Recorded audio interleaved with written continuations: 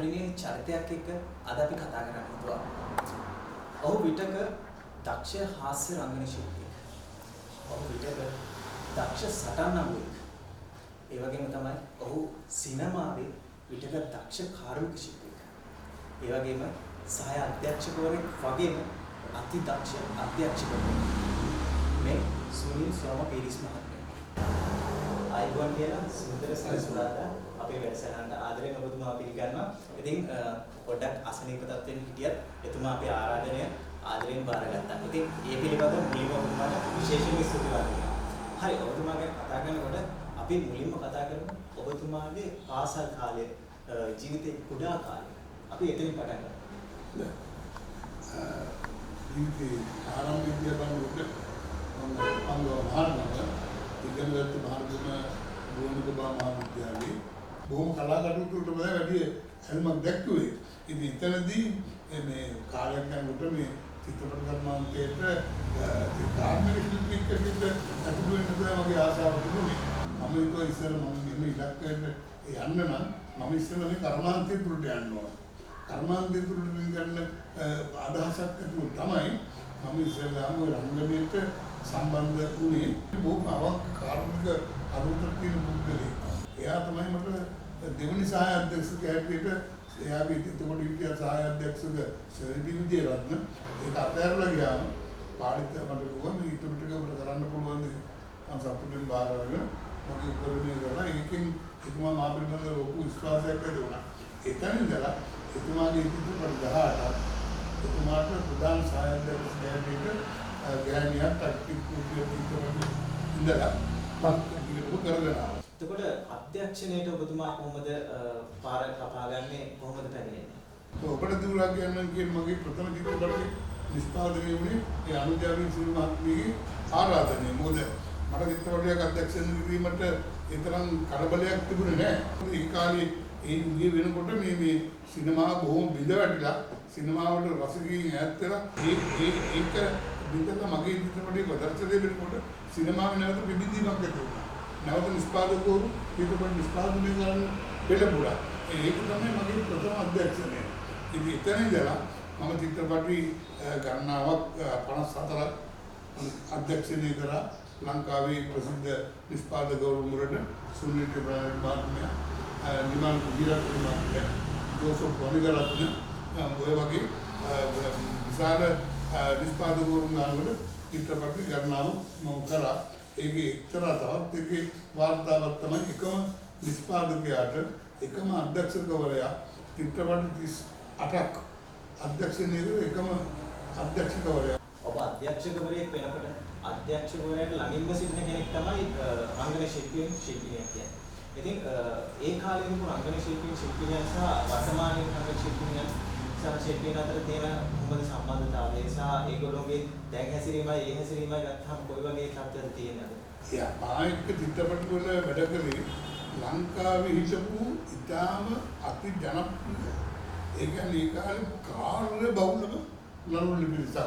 ඒ කියන්නේ විජය කුමාර තුංග, දීපන් කුමාර තුංග, සනත් පිටක, නළුල්ල නළුල්ල සංගීතා, අනුරාධ ඒ චාරිත්‍රාක් නායක මොහොත ජයතුංග ඉතින් ඔය පිළිස්ත වෙන සමහර චිත්‍රපටවලදී ඒ සමාන අධ්‍යක්ෂකවරු මේ සමහර නළුලියෝ ගන්න බෑයි උන්ට හසුරුවා ගන්න බෑයි කිය. නමුත් මගේ චිත්‍රපටවල එහෙමගේ කිසිම ප්‍රශ්නයක් කවදාවත් උඩේ මට අවශ්‍ය දින ලබා දුන්නා. මම ඕකේ අවශ්‍ය දින නියම විදිහට ප්‍රයෝජනය ගත්තා. ඕකේ දින නාස්ති කරේ නෑ. ඒ විශ්වාසය උන්ට මාගේ තිබුණා. ඉතින් මට බොහොම ඉහළින්ම මේ ලබා දුන්නා. නමුත් එදා යුගයේ නළුලියෝ දින දෙනවා දුන්නොත් ඒ දිනේට ගෙදර එකෙක් මනත් වැඩේ කියලා.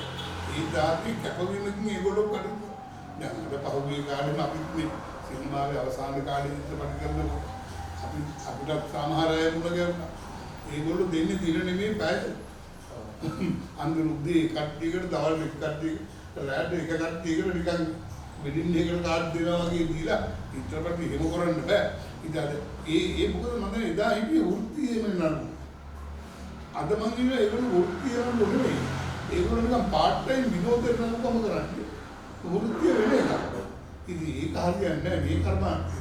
මේක මොකද විලාවල් ටයිම් කරලා එහෙම කරන්න පුළුවන් කටයුත්තක් නෙවෙයි. ඉතින් ඒක නිසා මේ එදාට පිට සහයෝගී වගේ දක්ෂ නළුලියන්ගෙන් අද ලැබෙන්නේ නැහැ. ඒ වගේ තමයි එදා හිටපු ජනප්‍රිය ඒ මට්ටමකට වගේ නළුවෝ අපිට ඉතරවලින් කතා කරාම ස්ක්‍රිප්ට් එකක් නැහැ. මොනවක්වත් දාන්නේ නැහැ. වැඩේ කරපු දේ දෙනවා. මේ දැන් ඉන්නේ නැහැ මම දන්නේ. මගේ මට නම් කියලා නෑ. ඒගොල්ලෝ මගේ වැඩේම උත්තර දෙනවා. ඔය පත්තර වල මම දකිනවා. වට කිර නාටක ආවා මම කියෙව්වා. මේ ඒවා මම සුදුසු නෑ. මම තෝරලා බීරලා කරන්නේ. මම දන්නේ මම දෙන්න කර්මාන්තය ඇතුළේ බෙදෙන. අර නිකන් අර එක්ස්ට්‍රා කෙනෙක් කියනකොට ඇඩ් කරනවා දැක්කොට මිනිස්සු. ඉතින් මේ කට්ටියට මෙහෙම නිබන් කරන්නේ. අපිට ලැජ්ජයි මේවා අහනකොට. ඒකෙන් සමහරවල් කර්මාන්තය කරනවා. දැන් අද නවපුරපුරේ කට්ටිය මෙහෙම එකක් මම දකිනවා. ඒ කට්ටිය අපි ඒවකට හිටපු ජනප්‍රිය අපේ ප්‍රසිද්ධ නළුවිය මම ගෞරව කරනවා නෙවෙයි. ඒකට වඩා නැටුමට වලට එහෙම බොහොම දක්ෂයි. ඒක අපිට මේ තේරෙනවා මේ රූපවාහිනී ටිකේ දකිනවා ඒගොල්ලන්ගේ දක්ෂකම් ඒ නැටුමට ගැයුමට ඒ වගේ දේවල් වලට බොහොම හැකියාව තියෙනවා. නමුත් තුන්ගේ අර ඒ පිළිබඳව තියෙන උනන්දුව නැතිකම තමයි අනිත් එක. ඉතින් දිය ලක්ෂණ අතින් බැලුවත් නඩුවෙක් නිවියෙක් කිව්වහම නිකන් දෙපාරක් කරලා බලන්න රූප ලක්ෂණයක් තියෙන්න ඕනේ. අද එහෙම උපමහතවත් තියෙන්නේ නැහැ. ඉතින් ඔබතුමා මේ සිනමා ශාස්ත්‍රයත් එක්ක උසර ගණනාවක් ඉන්නකොට අනිවාර්යයෙන්ම ශාස්ත්‍රයට බොහෝ රංගන ශිල්පීන් ශිල්පිනියන් හඳුන්වා දෙන්නට ඇති. ඉතින් අපි ඔවුන් ගැන කතා කරමු අද ශාස්ත්‍රයේ ඉහළම ඉන්න පිරිස පිළිබඳව. හඳුන්වා දුන්න පිරිස දිහා බලනකොට මම විශාල පිරිසකට මුලදී අත්තර දීලා තියෙනවා. ඔවුන්ගේ හැකියාවල් දැක්කාම අපි උන්ට කිසියම් ගමනකට යන්න පුළුවන් කියලා හිතුනම අපි ඒකට දීලා එයා තුලින් නොගිය අයත් ඉන්නවා ගිය අයත් ඉන්නවා.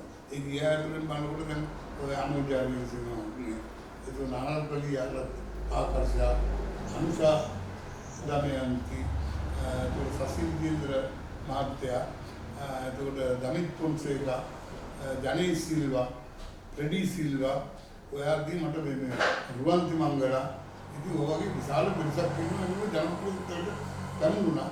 ඒ වගේ ඉතින් ඒක දක්ෂකම දුන්නත් මේකේ වාසනාවකුත් තියෙනවනේ. මේ දෙකම මික්ස් වෙච්ච එකේන යනවා අපිට පුළුවන් මේ මුලදී නිකන් අතදීමක් පාර පෙන්නන විතරයි. එතන ගියා යා කියන්න එයා යන්න ඕන.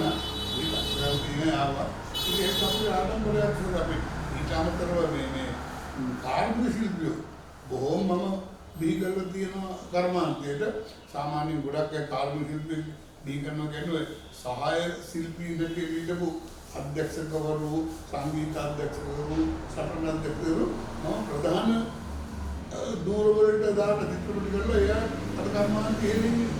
ඒ වගේ මගේ ළඟ වැඩ සහාය අධ්‍යක්ෂකවරු හන්ද වැඩ කරපු 3-4 දෙනෙක් අද කර්මාන්තයේ චිත්‍රපට කරගෙන යනවා. මුලින්ම අභාග්‍යව මම දන්නේ මේ පියාසයි අපි දැන් පිළිගන්න ගත්ත කෙනෙක් අපි අභිබවා යනවා නම් අපි ආසයි. ඉතින් එදා මෙදා තුර සිනමා ජීවිතේ ඔබතුමා රංගන ශිල්පිනියන් එක්ක වැඩ කරද්දී ජීවිතේ ආසාවෙන් වැඩ කරපු රංගන ශිල්පියාව ශිල්පිනිය කවුද? ඒ වගේ කෙනෙක් කියලා මට පොදු කරන්න බෑ. මොකද මට වැඩ කරපු හැමෝම පිළිබඳව මට වැටහීමක් ආදරයක් ගෞරව නැත්තම් මම ඔහු ගන්නෙ නෑ. ඒක දෙයක් නේ. ඉතින් මේ හැමෝමටම සුදු චරිත වේවා ප්‍රධාන චරිත වේවා මායික සම්බන්ධ වෙලා මගේ අවශ්‍යතාවයේ මාවලම්මක් විදියට ඉස්ත කරලා දෙනවා. ඔහු තමයි මගේ මිතුරා. මොකද ඔහු මට නෙමෙයි ඒ ලබන චිත්‍රපටයක ඒ මම ඔහුගෙන් බලාපොරොත්තු වෙන්නේ ඒ දේ. ඉතින් ඒ දේ ලැබිලා තියෙන එක නිසා. නමුත් පුද්ගලයෙක් හැටියට අපි බලනකොට බොහෝ අය ඉන්නවා. ඒ ඉහළම ස්ථානයේ ඉන්නේ විජය කුමාරතුංග. සිනමා අධ්‍යක්ෂකවරයෙක් කියන්නේ එතුමන් පිළිපෙනවට වඩා රංගන ශිල්පීන් ශිල්පිනියන් ගායන ශිල්පීන් ශිල්පිනියන් ශාස්ත්‍රයට හඳුන්වා දෙන කෙනෙක්. ඉතින් ඔබතුමා හඳුන්වා දීපු ඔබතුමාත් එක්ක වැඩ කරපු අය අතරේ ශාස්ත්‍රයේ ඉහළටම ගිහිල්ලා සම්මාන වලට පාත්‍ර වෙච්ච අය ගැන අපි කතා කරමු. මංගල මොකද වගේ අනිද්දාවට සින්දමාත්මේ අපි මුලදී අත දීලා අපි ඒ කටයුතු කරාට අන්තිමට ජාත්‍යන්තර තත්ත්වයට ගිහිල්ලා ඒ ඉන්දියාවේ ඒ සම්මාන ගත්ත නිදියක් අපි ඉගෙන ආඩම්බරයි. ශ්‍රී ලංකාවේ මම ඊට වඩා වැදගත් වන්නේ ඊට වඩා මේ ඉස්ලාම් දූතපාල මාත්‍මය වරදුරා කියන චිත්‍රපට සුසානි කියන ගීතයට ඔහුට ඒ වසරේ සරසවි සම්මානයේ හොඳම ගායකයෙක් හැටියට සම්බන්ධ වුණා. ඒකම මේ චිත්‍රපටයේම අජන්තා රණසිංහ මහත්මයාට ගීත රචනය හොඳම ගීත රචනය එම ගීතයටම ලැබුණා. ඒ චිත්‍රපටයේම සෝනියන් සාන්නෝන් මහත්මියට කුසලතා සම්මානය හිමි වුණා. ඒ චිත්‍රපටයේ එතනදී සින්දුවේ මම මෙතන මම වැඩියෙන්ම ඔබතුමාට පැහැදිලි කරන්නේ මෙතනදී ඒ සින්දුව බිහි වෙන්නේ ඉස්සෙල්ලා වෙච්ච පසුබිම වැදගත් වෙන්නේ. දැන් මේ සින්දුව මම අපි ඉස්සර ඉතින් අර සංගීත කණ්ඩ වෙලෙක මුලදී ගන්නවානේ. ඒව අරගෙන ඉවර වෙලා ඒ පානුසුසානේ කියන සින්දුව මම වචන ලියන්න දුන්නා. ලංකාවේ ඒ කාලේ තියෙන අදත් ඉන්න අතිදක්ෂ සංමේ ගීත රචකයෙක් අධ්‍යක්ෂකවරයෙක් එතුමාට දුන්නා මේ ගිහිලා ළමයා මෙන්න මේකට මෙන්න මේ අදහස මට ලියලා දෙන්න කියලා. ඒ එතුමාට මම උත්සාහ වැඩි කිව්ලා ඇති කියලා දේවපාල මහත්මයා ඇවිල්ලා නිෂු ස්ටුඩියෝ එකේ දැන් එක සින්දුවක් රෙකෝඩින් කරනවා. ඊළඟ සින්දුවට මේ වචන ටික ඕඩා. මම ඉක්මනට වචන ටික ගේන්න ගියා. වචන ටික ගේන්න ගියාම වුණේ පුතා මන්දියේ මේකට හොඳ අදහසක් ආවේ නැහැ. ඒකීද මේකට හොඳ මෙලඩි එකක්. ඒතර සාධාරණයක් කරනවා කැමතිුනේ නැහැ. මගේ අතින් ලියුනේ නැහැ. මේක ගිහලා අවලාට දෙන්න කියලා. මම බැලුවා යාලි මිනිත්තන් අවලාට දෙන්න කියලා මට කියන්නේ තියෙනවා නේද? මට මේක දැන් ලියා ගන්න එපා. මේ ජෝතිපාල යන්නේ ඉස්සර මොකද ඒ කාලේ මේ මේ සාන්තබ්දාගාර අද ගියොත් හම්බ වෙන්නේ මාස 3කින් දිනයක්. ඒ වගේ බොහොම අපරාධී තියුගේ පස්සේ මම බැලුවා ගේගොඩ ළඟම ඉන්නේ අදන්තර රසින් මහත්මයා. ඉක්මනින් ගියා අදන්තර මහත්මයා ඉදිරියට. ගිහලා අදින්නම් නාන මොකෝ කියලා මම කිව්වා ජන්තමේ සින්දුවක් තියෙනවා මේ ප්‍රශ්නයක් මේක ලියාගන්න. අපි හරි මම බලන්න මම ඉන්නම් කිව්වා. මම ස්ටුඩියෝ ගියා අදන්තා බුවම් එනකොට සිගරට් පැකට් දෙකයි පොඩි පෑන් පිටියක් දෙන්න කියලා එයා කැන්ටින් ඉඳලා සින්දුව ලියන්න ගියා. අපි ජෝතිපාලගේ අනිත් සින්දුව බලන්න ගියා.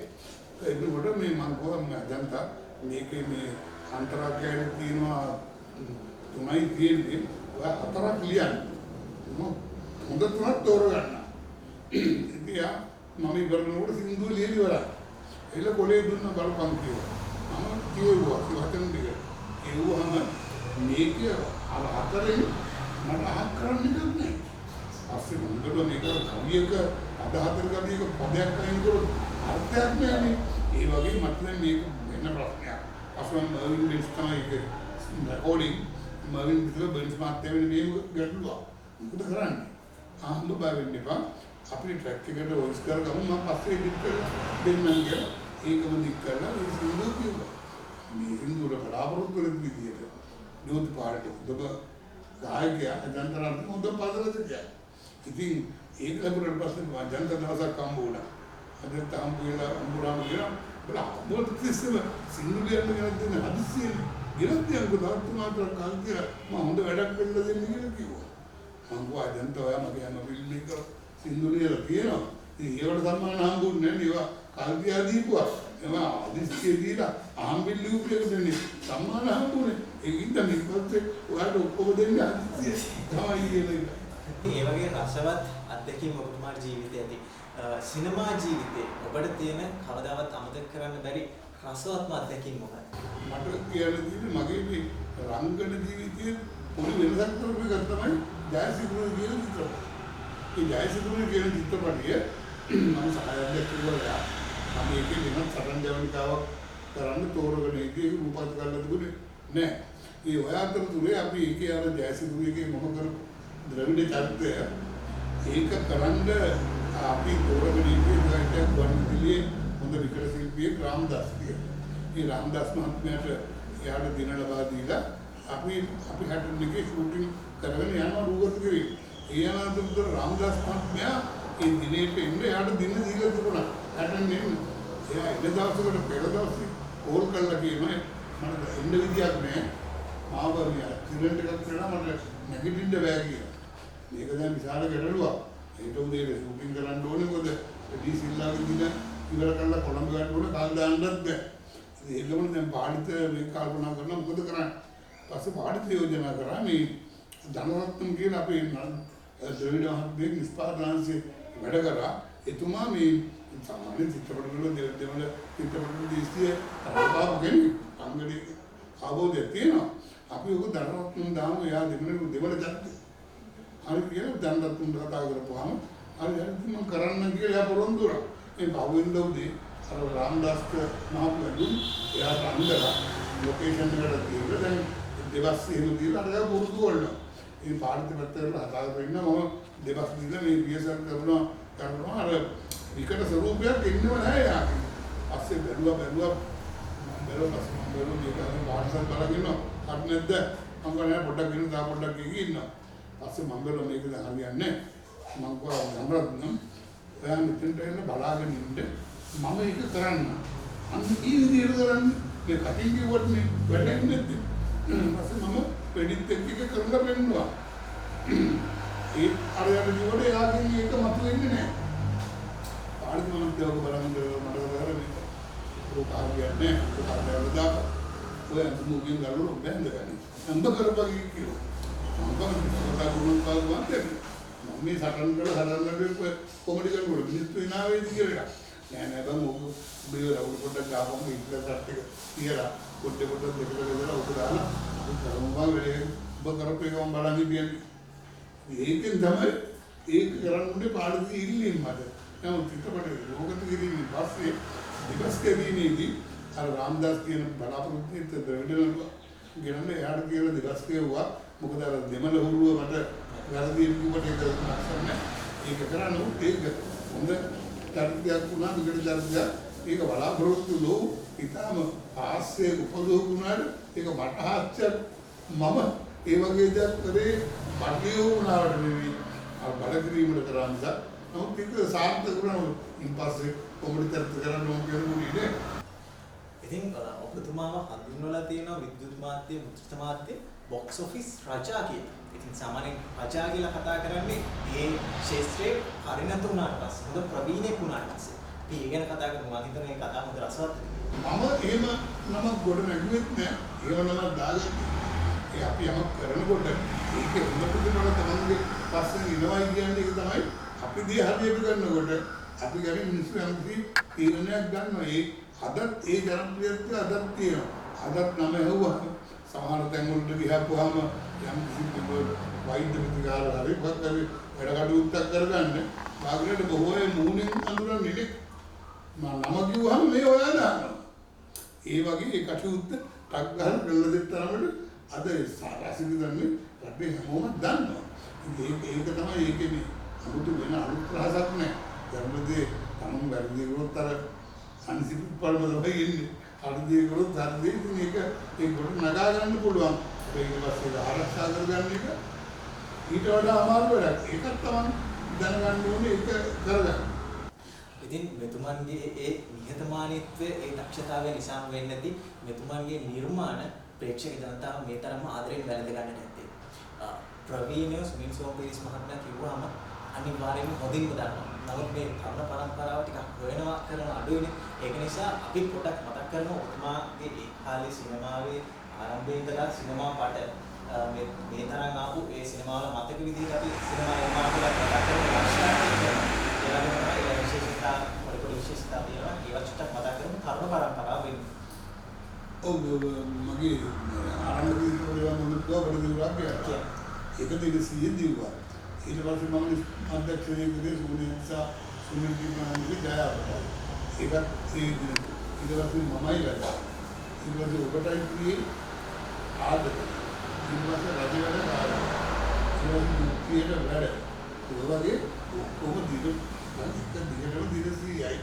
ඒකත් වාර්තාවක් මොකද මේ දිනසියේ හතක් එක දිගට කරපු අලවිච්ච කෙනෙකුත් නැහැ. එතනින් පල්ලේ අනිත් චිත්‍රපට දිගටම බලනකොට ඔය කවුද පොලේ ඇලිසන් වැඩ බෙල්ටාසන් නැති සබේට එතකොට මේ පිස්සු ඩබල් පිස්සු ට්‍රිබල් පිස්සු පූසෝ අලි සුරතල් හායි බීබි හායි ඔගේ චිත්‍රපට ඉතින් මට මතකත් නැහැ මගේ 54 ඒ චිත්‍රපට 54ක් කරලා තියෙනවා.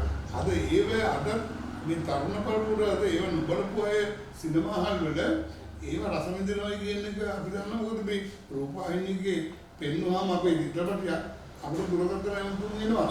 අනේ මහත්තයෝ ඇයි ඉන්නේ මේ වගේ එකක් කරන්නකෝ අය අපි මේක උත්තර කියලා ඒ වගේ වර්ණනා කරන්න පිළිවෙල. ඉතින් සාමාන්‍යයෙන් පවුලක පියා කරන දේ අනිවාර්යයෙන්ම පුතා විසින් ඉදිරියට අරගෙන යනවා. මෙතුමාගේත් එහෙමයි. ඒ බොක්ස් ඔෆිස් වාර්තා තියපු මෙතුමාගේ පුතණුවන් ඔබ වෙනුවෙන් අද සිනමාවට ඉතාමත් රසවත් නිර්මාණයක් නිර්මාණය කරනවා. ඉතින් ඒ ගැන මම කියනවට වඩා හොඳයි ඔබතුමාම තමන්ගේ පුතා ගැන කතා කරන්න. Again, like this person the previous over the ජනප්‍රිය චිත්‍රපට අධ්‍යක්ෂකවරයෙකුට අමර දිනාගේ ඉන්නවා. ඔහු මේ උදාහරණ දෙන්න ඔහු චිත්‍රපට කර්මාන්තේ බොහොම සැලුම් කරා මගේ දරුවෙක්. ඔහු චිත්‍රපටයේ පුරාකාරීත් මේ මගේ දර්ශන තල වලට ඇවිල්ලා ඒ නම් මේ හැසිරෙවි නිෂ්පාදන සේවවලට උනම් දෙමින් බොහොම හිටපු කෙනෙක්. ඒ බර දෙන්න ඔහු මේ කර්මාන්තය ගැන අවබෝධයක් ලැබී ඔහු හොයනවා වගේම ඔහුට ගැන ආසාවකුත් තියෙනවා. ඉතින් මේ මම එහෙම කරගෙන මගේ දරුවෙක් මේ ඉතරේම දුන්නේ නැහැ. චිත්‍රපටයකට මේ ප්‍රධාන තනතුරක්.